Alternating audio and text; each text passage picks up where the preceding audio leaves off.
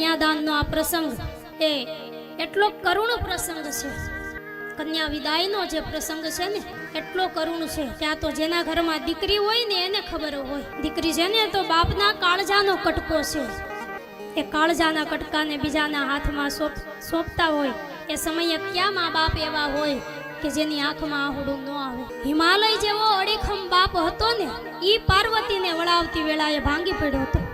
બાપ એ ઘરનો મોભી હોય છે, આખા ઘરનું ધ્યાન રાખતો હોય, પરિવારનું ધ્યાન રાખતો હોય, પણ એ બાપનું ધ્યાન તો એને એક દીકરી જ રાખતી હોય છે. એટલે દીકરીને કન્યાદાન આપતી વેળાએ બાપના હૃદયમાં એક જ વલોપાત થાય કે આવતીકાલથી હવે મારું ધ્યાન કોણ રાખશે. એ નાની એવી દીકરી હોય, આમ 4-5 વર્ષની હોય ને, આખા આંગણામાં એ ફળિયામાં એવી રમતી હોય, કૂદાકૂદ કરતી હોય, કોઈ જગ્યાએ એનો પગ આમ ધરતી ઉપર ચોટતો ન હોય, ક્યાંય બેહે નહીં, ઢીંગલીની જેમ રેમા કરે. પણ એ જ દીકરી જ્યારે ઘરમાંથી વિદાય લેવાનો સમય થાય ને, જેનો પગ આમ ધરતીને હારે ચોટતો ન હોય, એ દીકરીને વિદાય વેળાએ એ ઘરનો ઉંબર છે ને ડુંગર જેવડો થઈ જાય છે. એ ઓળંગી નથી શકતી.